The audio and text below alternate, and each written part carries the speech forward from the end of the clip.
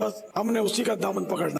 अहकाम शरीयत उनकी अपनी किताब है, उसमें उन्होंने लिखा है कि वहाबिया, और फिर लिखा वहाबिया देवबंदिया, वहाबिया गैर मुकल्लद, यानी अहले हदीस और देवबंद, और फिर साथ लिखा कादियानी, कादियानी काफरों को भी बीच में शामिल किया, और लिखा रवाफिस। इन सब का नाम लिख के उन्होंने कहा ये सब के सब जो लोग हैं ये मुर्तद हैं।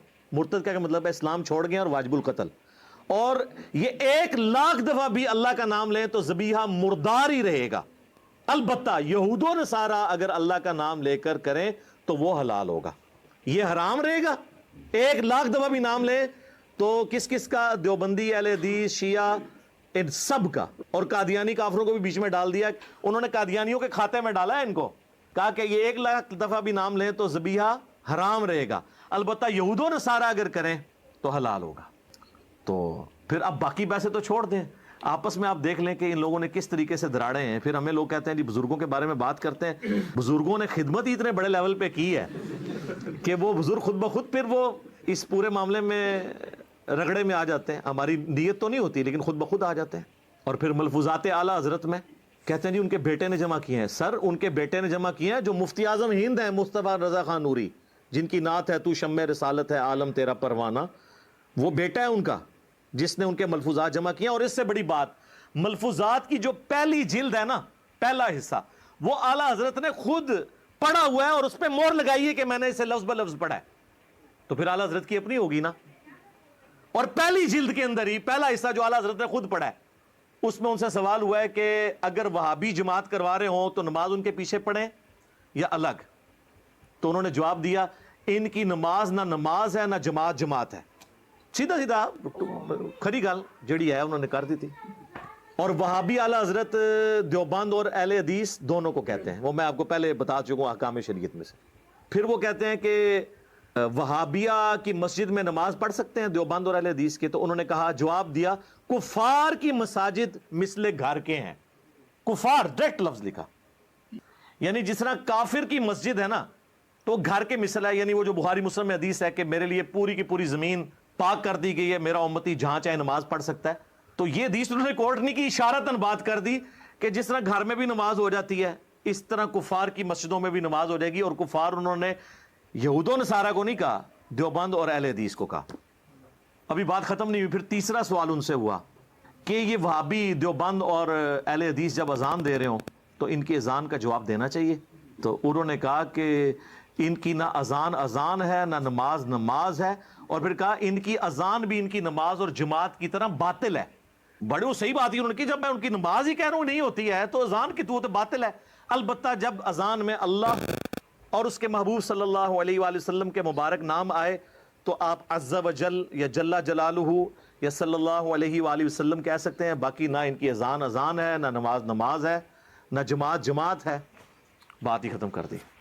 ये है बुजुर्गान दीन की खिदमत। जब हम हाईलाइट करते हैं तो कहते हैं नहीं हम सब एक हैं, कोई मसला नहीं है। तो इंजीनियर साहब वैसे इख्तलाफात, सर एक हैं तो फिर बताएं कि हमारे बुजुर्गों ने जो काम डाला है ये काम इन लोगों ने डाला था, हम इनसे लाने बरात करते हैं। फिर हम यहाँ तक नहीं रहेंगे, फिर हम अगली बात करेंगे कि जिन्होंने काम डाला था और लोगों को काफिर कहा था, तो अब वो जिनको कहा वो तो नहीं थे, तो फिर काफिर कौन हुआ? कहने वाला। तो ये कौन कहेगा कि हमारे बड़े बुजुर्ग जो हैं वो काफिर हैं? तो हर सूरत में फंसेंगे। और ये मकसद किसी को बदनाम करना नहीं है, वल्लाह कतन बदनाम करना कोई मकसद नहीं है। अगर बदनाम करना मकसद होता तो मैं तो सीधा फतवे से स्टार्ट करके, तो जिस तरह आपके उलमा की आपस में लैंग्वेज है, जिस तरह की लैंग्वेज आला हज़रत ने हुस्सामुल हरमैन में देवबंदियों के बारे में इस्तेमाल की है, और जिस तरह की जवाबन अल मुहन्नद अल मुफन्नद के अंदर देवबंदियों ने, खलील अहमद सहारनपुरी ने आला हज़रत और उनके फॉलोअर्स के लिए इस्तेमाल किया, मैंने तो उस तरह की कोई ज़ुबान इस्तेमाल भी नहीं की। जो आपके बुजुर्गों की ज़ुबान है, यही मौलाना साहब मुफ्ती साहब कहते थे ना कि जी वो खाम खा इंजीनियर इख्तलाफात को हाईलाइट करता है। हमारे बुजुर्ग तो आपस में उनके फ़रोई इख्तलाफात थे, कोई इतना बड़ा मसला नहीं, सदियों से ये चलते आ रहे हैं। तो मैंने इस पे कहा था ना इस तरह नहीं है, धोखा देना बंद करें। पुराने बुजुर्ग आपस में शीरो शक्कर नहीं थे, शेरो शिकार थे। और अर्ज किया है फिर से, अब लोगों को तो सन भी याद हो गए, 1905 में आला हजरत इमाम रज़ा बरेलवी साहब ने एक किताब लिखी हुस्सामुल हरमैन, हरमैन की तलवार, और उन्होंने किसी गैर मुस्लिम पे नहीं चलाई है, देवबंदियों के ऊपर। उसमें उन्होंने 4 علماء دیوبند اور 5ویں غلام احمد قادیانی دجال کے اوپر کفر کا فتویٰ لگایا، اور بات کو کنکلوڈ کرتے ہوئے انہوں نے لکھا کہ یہ تمام علماء اور ان کے ماننے والے اور ان کے کفر میں شک کرنے والے بھی کافر ہیں، اس پہ اجماع ہے، یہ بالاجماع مرتد ہیں۔ یعنی بریلوی یعنی اگر دیوبندیوں کے بارے میں بات کر رہے ہیں کہ جی اپنے بزرگوں کے بارے میں شک کرنے والے، ان کو تو یقین ہے کہ بزرگوں نے کچھ نہیں کیا، تو کروڑوں دیوبندیوں کو فارغ کر دیا احمد بریلوی صاحب نے۔ شیر و شکار، یہاں پہ یہ شیر تھے اور شکار تھے دیوبندی۔ اس کے جواب میں دیوبندیوں نے کتاب لکھی المہند علی المفند، کہتے ہیں ہمارے بزرگوں کی تو زبان بڑی میٹھی ہوتی تھی۔ المہند، ہند کی تلوار، علی المفند، ایک پاگل سٹھیائے ہوئے بابے پر۔ کسے کہا؟ احمد بریلوی صاحب، کروڑوں بزرگوں کے امام۔ یہ کہتے ہیں بزرگوں کا ادب نہیں کرتے، آپ دوسروں کے بزرگوں کا ادب نہیں کرتے ہیں۔ المفند کہہ کے انہیں پکارتے ہیں۔ احمد بریلوی اور ان کی جماعت ایک شیطانی لشکر ہے جو علماء دیوبند رضی اللہ عنہم پر حملہ آور ہو گیا ہے، 14ویں صدی کے علماء کو رضی اللہ عنہم، جیسا کہ شیاطین حملہ آور ہوتے تھے انبیاء پر۔ دیکھو کڈی کڈی نسبتاں ملاندے نے۔ اور یہ صرف ان کا آپس کا مسئلہ نہیں ہے، المہند میں انہوں نے آگے چل کر اہل حدیث کے بارے میں لکھا ہے کہ یہ وہابی جو ہیں، محمد بن وہاب صاحب اور ان کے فالورز، یہ خوارج کی ایک جماعت ہے۔ آج ویسے یہ سعودیہ سے ریال کھانے کے چکر میں ایک پلیٹ فارم پہ آئے ہوئے ہیں، ادروائز ان کے بزرگوں نے المہند سے بھی بہت پہلے، المہند میں تو انہوں نے ریفرنس کوٹ کیا فتاوی شامی رد المحتار کا، کہ ابن عابدین شامی نے ان کو ڈکلیئر کیا ہے کہ خوارج کی ایک جماعت ہے۔ تو خارجی کہتے ہیں، اہل حدیث کو بھی خارجی، بریلویوں کو بھی فارغ، سب ایک دوسرے کو فارغ۔ اور لوگ کہتے ہیں جی انجینئر آ کے اختلافات کو بھڑکاتا ہے۔ سر میں نے کہاں سے بھڑکایا؟ یہ تو سب کچھ آپ کے بزرگ کر کے گئے ہیں۔ پھر کہتے ہیں گندی مکھی ہے، گند پہ بیٹھتی ہے۔ ہاں مجھے انہوں نے کہا گندی مکھی ہے اور مکھی گند پہ بیٹھتی ہے، میں تیار ہوں جناب، بس صرف یہ بھی سال بتا دیں یہ گند پھیلایا کس نے تھا۔ آپ پورا جملہ کریں کہ انجینئر صاحب وہ گندی مکھی ہیں جو ہمارے بزرگ جن کو ہم رضی اللہ عنہم کہتے ہیں ان کے گند کو صاف کر رہی ہے۔ تو میں گندی مکھی بننے کے لیے تیار ہوں کہ گند آپ کے بزرگوں کا تھا۔ تو جب آپ کے بزرگوں کا گند میں صاف کر رہا ہوں تو پھر بزرگ کسے ماننا چاہیے؟ جو گند کر کے گیا ہے یا جو صفائی کر رہا ہے؟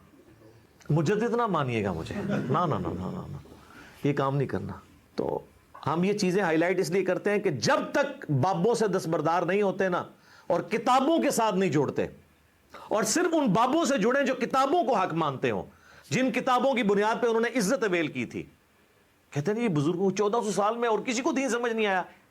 یہ کب ہم نے کہا ہے؟ ہم نے کہا 1400 سال سے جو دین آپ بتا رہے تھے نا کتابوں میں، وہ جو آپ کو کتابیں دیتے رہے نا، وہ خود بھی اس پہ عمل نہیں کرتے تھے۔